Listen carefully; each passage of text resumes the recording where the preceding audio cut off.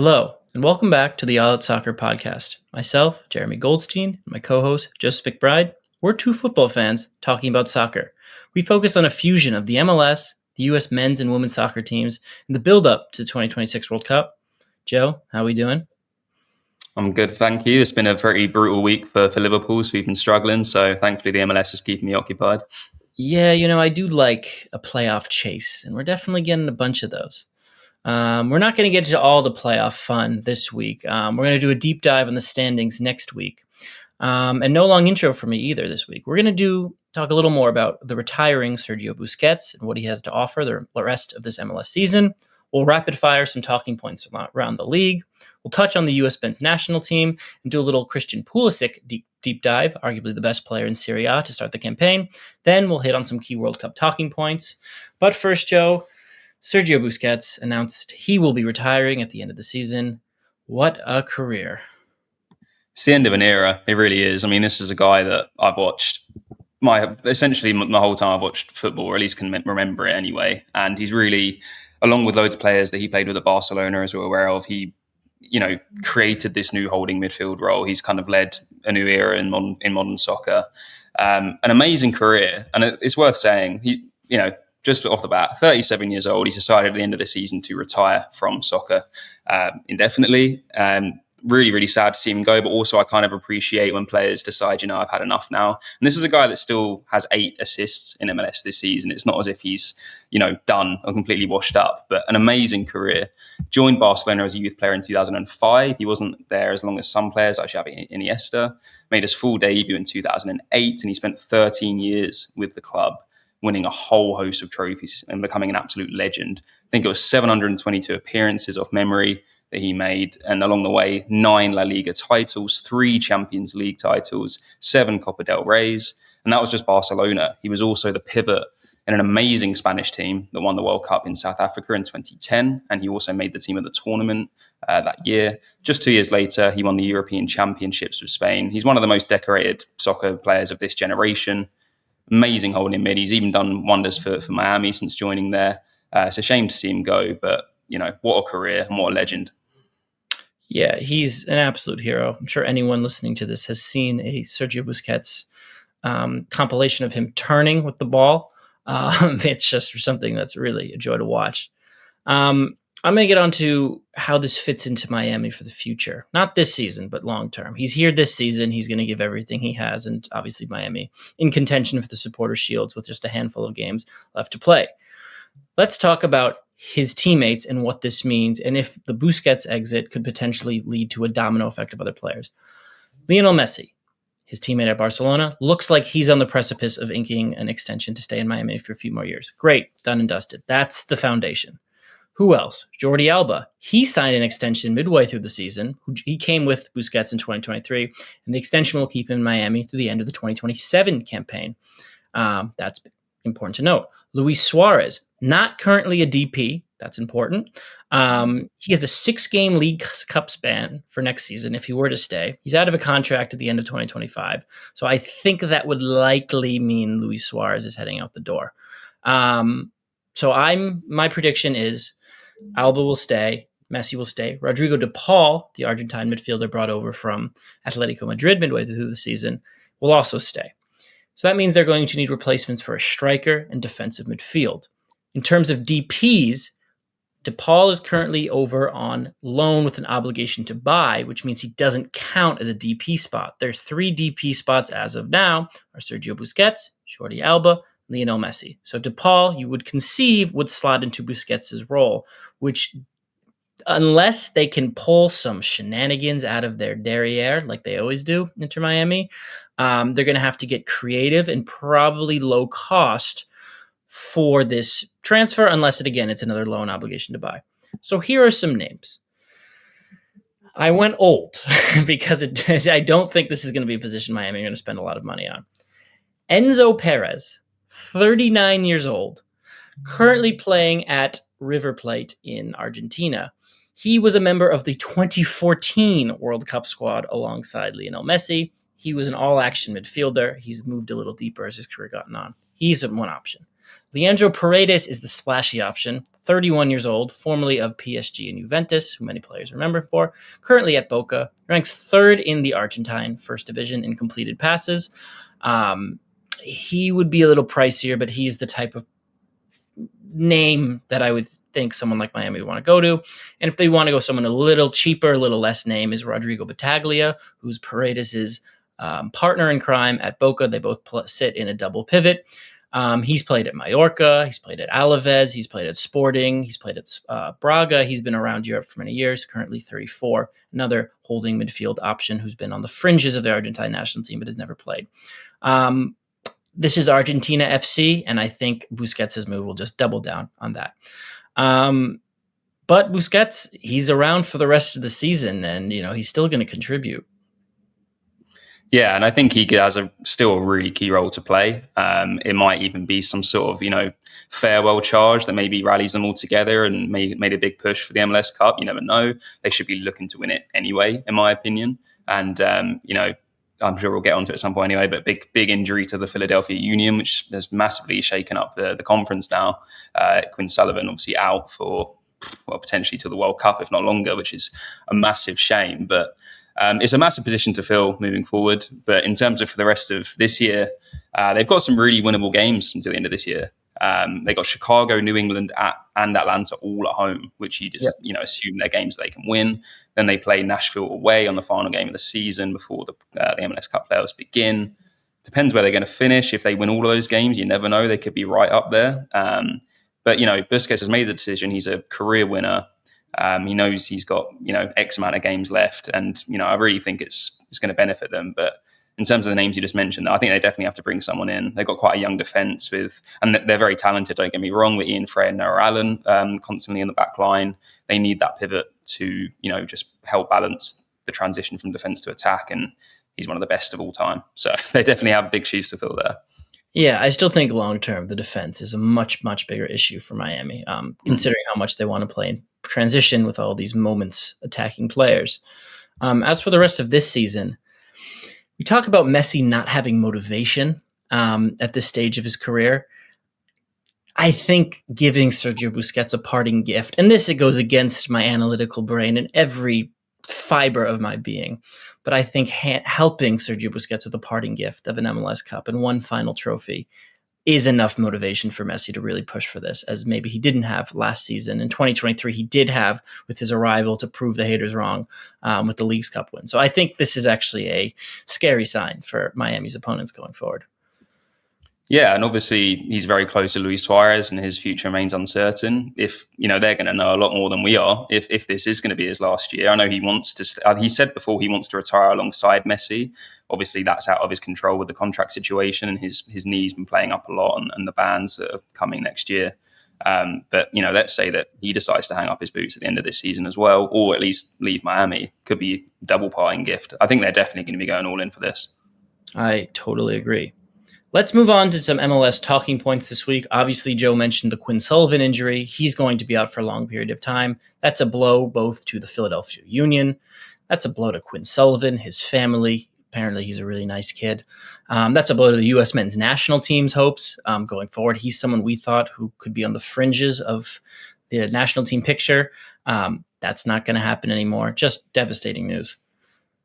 Yeah, he's really come on leaps and bounds. To be honest, he's been a good player for a long time, quite solid. But funnily enough, ever since he's 21, he's been around for 4 or 5 years.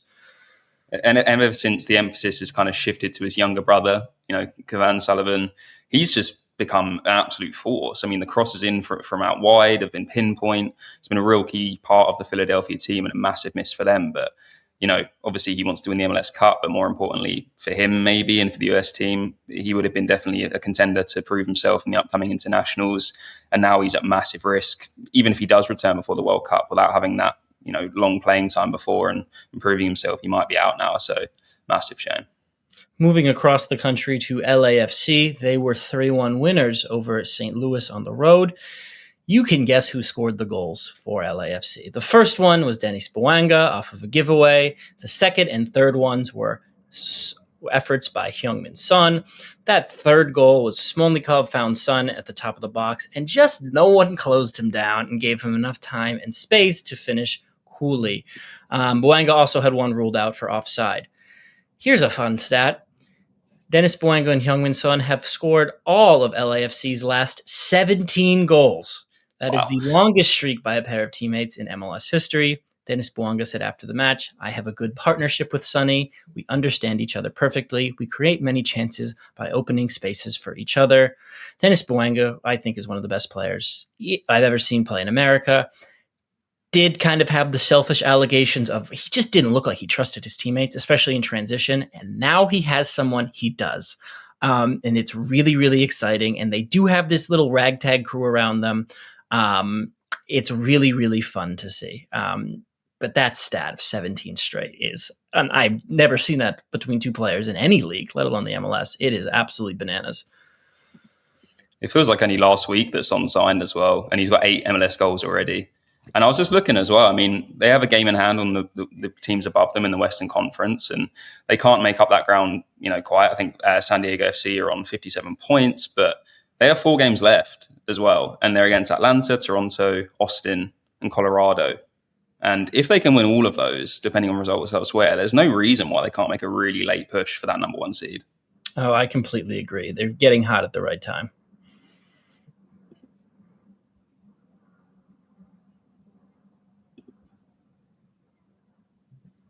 Oh, God, we lagged there. Sorry, I went weird. No. Sorry, I was waiting for you to hop in, but let me cut that. 11:20. All right. Wait, do you want to get a Jurgen Klopp bit at 12? Sure. Do you want me just to start it, yeah? Just at 12, start speaking.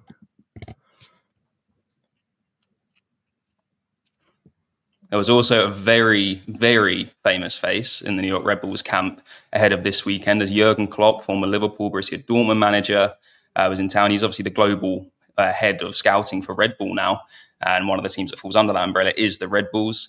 He was there to try and, lift spirits ahead of a massive Hudson derby against New York City FC, one that they needed to win crucially to really have any chance of advancing to the MLS playoffs. They're the longest running team in MLS history to, reach the playoffs every year, 14 years, but very much on the verge of not making it now after they lost 3-2 to New York. But although the result wasn't what they wanted, Jurgen Klopp was toured around the facility, worked with the players, and really got the whole MLS experience. And his comments were really, really positive. This is a guy that, has a lot of fundamentals in soccer. He loves kind of the underdog story. He likes seeing teams and leagues build up rather than, already being on top of everyone towering over.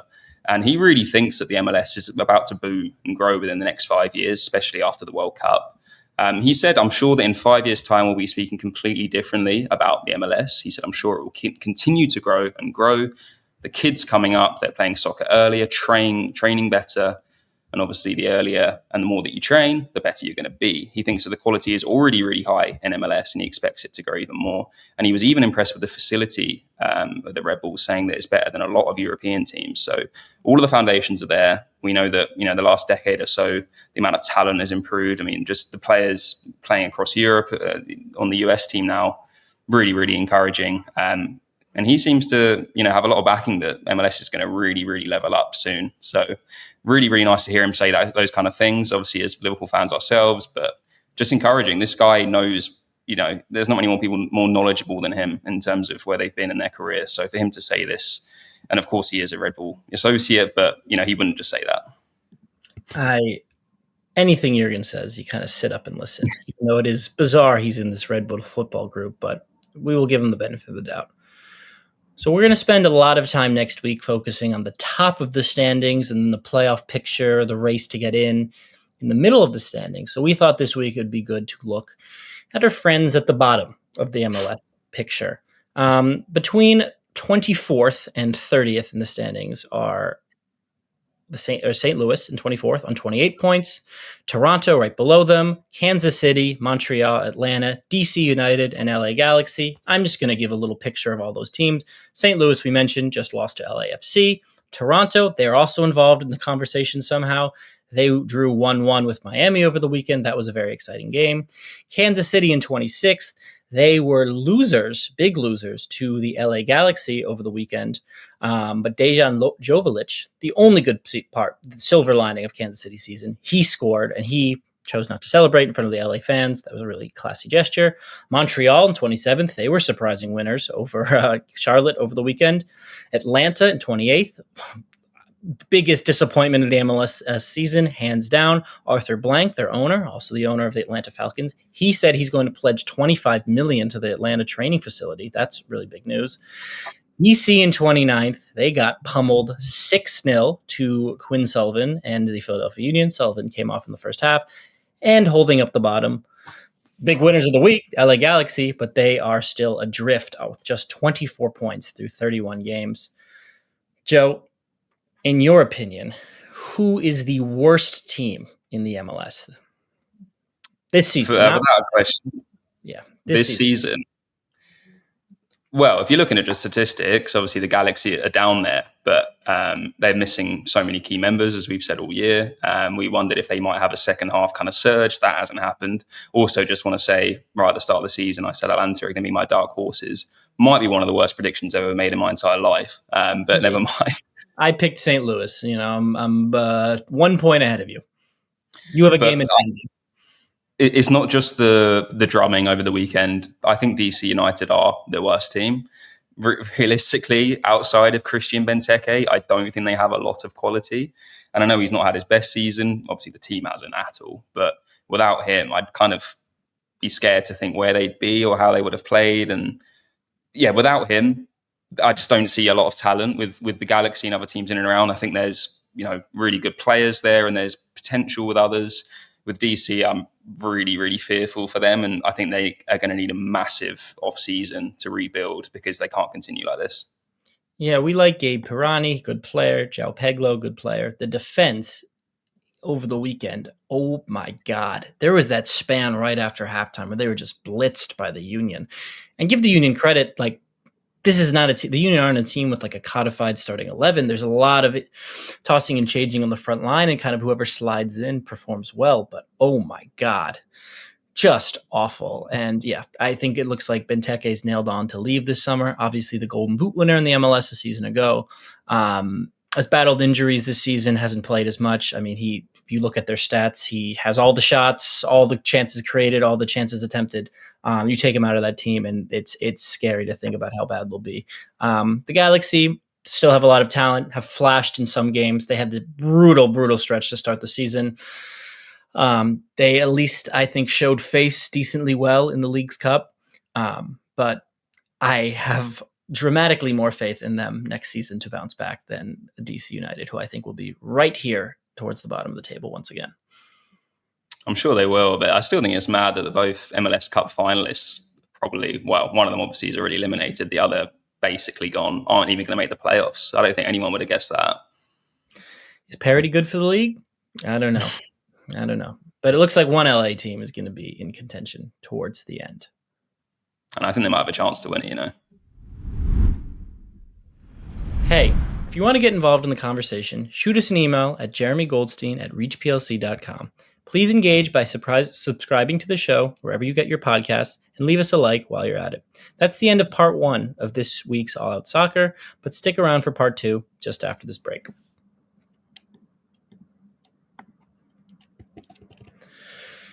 All right, Joe, we're going to do a little US roundup. Super quick through the players. Then we'll do a little highlight on Christian Pulisic. Get us started with the UK portion of this roundup. The goals appear to have kind of dried up in England. There was games tonight as we're recording this on Tuesday in the Championship. They play most of the time twice a week. Also on Saturday, Josh Sargent, Haji Wright blanked again. Patrick Majiman got another assist. He assisted Ben Brereton Diaz in a 1-1 draw against Wrexham for Derby County. So he's being a creator since he's made his debut after returning from injury. Brendan Aronson and Tyler Adams faced off in the Premier League, and there was a 2-2 draw between Leeds and Bournemouth. Sadly, but again, an amazing performance for him, and I'm happy for him. Chris Richards at the back. Crystal Palace were the first team to beat Liverpool this season with a 2-1 win at Selhurst Park. He looked great again, and he just keeps getting better every time I see him play. I'm really excited for him, but not too many goals to talk about in terms of the forwards. Also, Damien Downs and Charlie Kelman not in any attacking play. But obviously they all made a fast start to the season, so I think it's kind of changed how we are assessing them moving forward. You see Tyler Adams getting absolutely just destroyed by the Leeds fans. Yes. Well, I'm not surprised. Obviously, he played for them. So he's a good player, and he's gone to, way bigger things at Bournemouth. And like I said, I think it was last week, I really do think he's so underrated and one of the best players on the US team. Yeah, truly one of one, but just funny to see the reaction he received. Looking across Europe, just a quick little roundup. Serginho Dest did not play for PSV. And Ricardo Pepe exited after 31 minutes. Not great. Looking in Serie A, Yunus Musa, now at Atalanta, came on as a sub as Atalanta turned it around with a 2-1 win in the Champions League. He came on also over the weekend as a sub against Juventus in a 1-1 draw. Weston McKennie, in that same match, he came on as a sub and played 32 minutes off the bench. He came on for Crepin Thuram and played in central midfield, position he hasn't found himself in recently because he's been marooned at wingback in their new system. Just one to follow. Looking into the Bundesliga, Joe Scally had 2 assists in one of the weirder games I've ever seen. Eintracht Frankfurt went up 6-0. That's not a mistake, against Borussia Mönchengladbach, who then scored 4 unanswered goals in the second half. They scored 3 before the 80th minute and looked to really have the momentum, and then the sting was taken out of the game. Malik Tillman played 75 minutes, this time right attacking mid for Bayer Leverkusen, as he continues to also pinball around the Leverkusen lineup. Nowaki Banks, I think I finally got his first name pronounced right. He came off the bench for Augsburg. He's the teenage center back. He's looked really good. And then one fun one, Alex Zendejas. He had 2 goals for Club America in their win. He's someone Mauricio Pochettino has explicitly said he likes and wants around. He is absolutely a dark horse to start for the U.S. men's national team on the wing next summer at the World Cup. But the star of the show, in Serie A, Christian Pulisic, a goal, an assist, lovely assist. I mean, that touch, oh my God. He's the top goal scorer in Serie A. Milan are on fire. They beat Napoli 2-1. He's putting it all together, and he's shutting up the haters who said he should have played in the Gold Cup. Absolutely. And I mean, they had a really bad year last year by their standards, to be honest. And to beat Napoli, who looked unbeatable, obviously champions, and they were 4 wins from 4 to start the season, to go to Milan and lose. Now Milan are top. I think Pulisic has 4 goals, 2 assists already. He said he was top scorer. He's looking great. And I know, obviously, it was quite damaging over the summer and the whole controversy, but he started the season amazingly. And if he can keep this up and take this into the World Cup, I think everyone will be praising him in the end. It'd be quite funny. Yeah, it's just so funny, and he's going to be so smug about it. It's just the worst thing. He's really, really motivated to play well, which is just exciting to see. He recently turned 27, which is like a little upsetting because to me, he's still a teenager. He's that teenager he was and has been, but just really, really happy that he's doing super, super well this season. And again, that Milan team is always, it seems like in the last year and a half, new coach, new everything. Like, it's just great to see him find some solidity. He's starting every week, no matter what. And he's their best player. And it's really, really cool. I have a lot of respect for him, honestly. I mean, I feel like he's been around for ages as well, by the way. I remember seeing him move to Chelsea and obviously at Dortmund as well. And I just think that kind of fearlessness to go to these countries and try and, take ownership of that role in the team. I know it didn't work out at Chelsea. He was loved at Dortmund. But then to go to Milan, a completely different culture again, completely different style of play in the league. And, he's had to wait his turn at times. There's been other players that have been starring for Milan. And for him to now be in a role where he's kind of the key man in the team, just hats off to him. A lot of respect. Yeah, it's really, really exciting. A lot of World Cup stuff on the agenda. We're going to keep it quick this week. Donald Trump is threatening to move games out of certain cities. I'm sure Pulisic doesn't mind that. I'm not going to get into that angle, though. Joe, what do you think of this? This was bizarre in this whole weird Trump news conference talking about the World Cup last week.